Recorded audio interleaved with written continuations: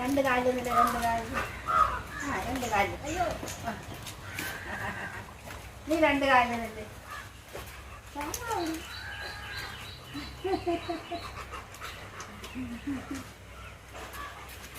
നീ രണ്ട് കാലിൽ നടന്നു. ഓ അവൻ പാത്രം എടുത്തുകൊണ്ട് വരെയാണ്, പാത്രം എടുത്തുകൊണ്ട് വരെയാണ് റോബി.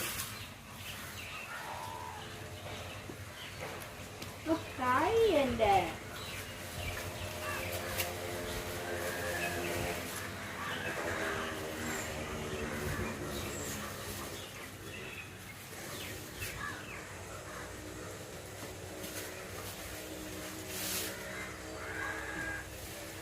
പിന്നെ ബ്രെഡ് കൊടുക്കുന്ന കാണുമ്പോൾ എല്ലാവരും തോന്നും 2 കഷ്ണം ബ്രെഡ് കിടക്കുകയാണ്. ഒരാരും 2 കഷ്ണം ബ്രെഡിൽ നിൽക്കില്ല.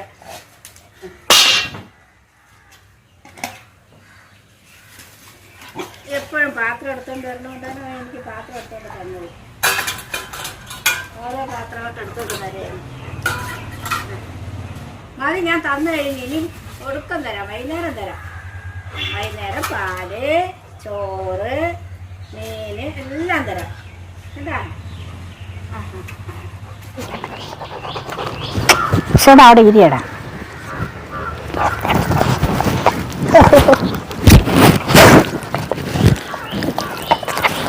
എടാ ഞാൻ 2 വാക്ക് പറഞ്ഞോട്ടടാ. ഞാൻ ചില കാര്യങ്ങളൊക്കെ പറഞ്ഞോട്ട്. ഇവരെ കണ്ട ഇവരുടെ സ്നേഹം എന്ന് വെച്ചാൽ നമുക്ക് പിടിച്ചാൽ പിടികിട്ടൂല.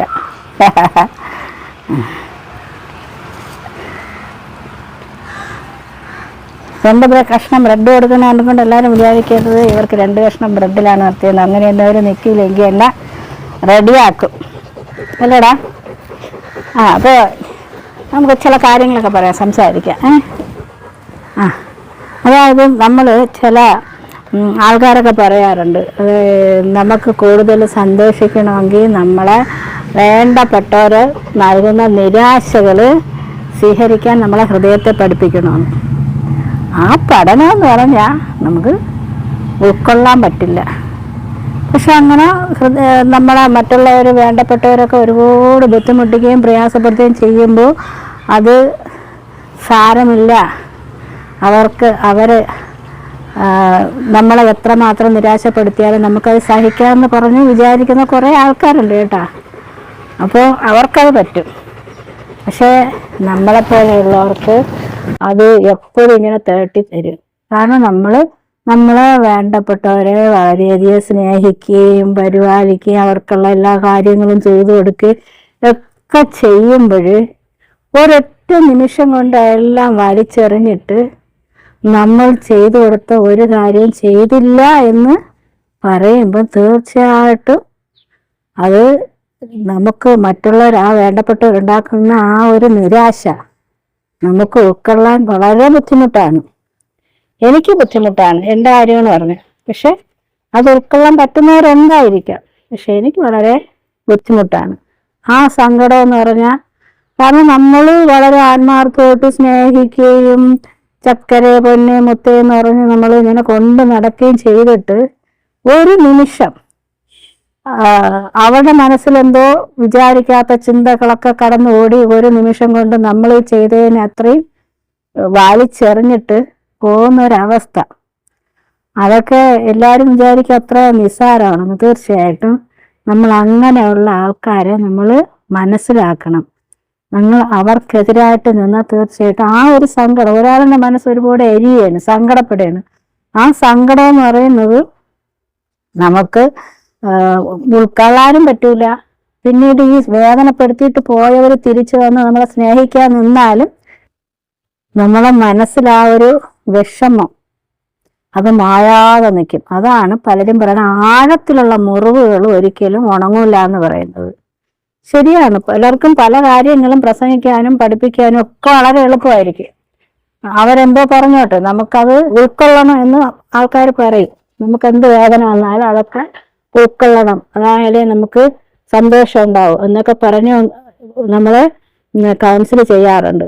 ആ കൗൺസിലിങ്ങിൽ ഞാൻ പറയുന്നത് അത് നല്ലതാണ്, കൗൺസിലിംഗ് എന്നൊക്കെ പറയുന്നത് നല്ലതാണ്. പക്ഷെ അത് ഉൾക്കൊണ്ട് വരാനുള്ള ആ കാലതാമസവും ബുദ്ധിമുട്ടും പ്രയാസവും എന്നൊക്കെ പറയുന്നത് അത് അനുഭവിച്ചവർക്ക് അതിൻ്റെ ബുദ്ധിമുട്ടും പ്രയാസവും മനസ്സിലാവും. ആ സങ്കടം എന്ന് പറഞ്ഞാൽ എളുപ്പത്തിനൊന്നും അത് മാഞ്ഞു പോകില്ല. അപ്പം ഈ വേദനിപ്പിക്കുന്നവര് മനസ്സിലാക്കണം, ഒരാൾ നമുക്കൊരു നന്മ ചെയ്താൽ ആ നന്മ നമ്മൾ ആരൊക്കെ എന്തൊക്കെ കൊണ്ട് ചൊരിഞ്ഞാലും ആ നന്മയെ നമ്മൾ ഒരിക്കലും മറന്നു പോകരുത്.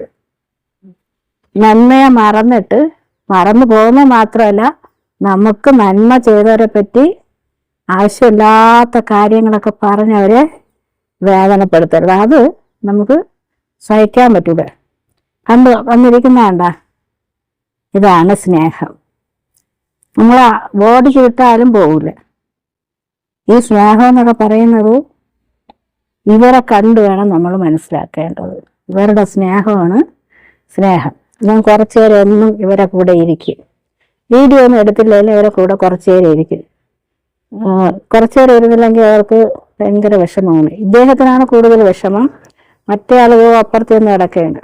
ഇവരെല്ലാം ഇങ്ങനെ സ്നേഹിക്കുന്നതുകൊണ്ട് ചക്കി അങ്ങ് മാറി ചെന്ന് കിടക്കണം. കാരണം ബ്രൗണി ചക്കി അടുത്ത് വരാനേ സമ്മതിക്കില്ല. വരാൻ സമ്മതിക്കുന്നതല്ല, ചക്കിക്ക് എന്തെങ്കിലും നമുക്ക് തിന്നാൻ കൊടുക്കുമ്പോൾ പോയി പിടിച്ചു വായിക്കും. അപ്പം ചക്ക എന്ത് ചെയ്യണമെന്ന് വെച്ചാൽ ചക്ക അതങ്ങ് ഇട്ടിട്ടങ്ങ് പോകും. അതാണ് ചക്കയുടെ സ്വഭാവം. ഇല്ല, നമ്മൾ ബ്രൗണിക്ക് എന്തെങ്കിലും കൊടുക്കുകയാണെങ്കിൽ നമ്മളെ വീട്ടിലെ കൊച്ചു പിള്ളേർക്ക് എന്തെങ്കിലും കൊടുക്കുമ്പോൾ നമ്മളെ മൂത്ത കുട്ടികൾ നോക്കി നിൽക്കില്ലേ, അതുപോലെയാണ് അവനൊന്നും പിടിച്ചു വാങ്ങിക്കില്ല. എന്നാൽ ബ്രൗണി അങ്ങനെയല്ല, എല്ലാവരുടെ കയ്യിൽ നിന്നും തട്ടിപ്പറിച്ചുകൊണ്ടോടെ ബഹുക്കേമനാണ്. അതാണ് ഞങ്ങളുടെ കുട്ടന്മാർ.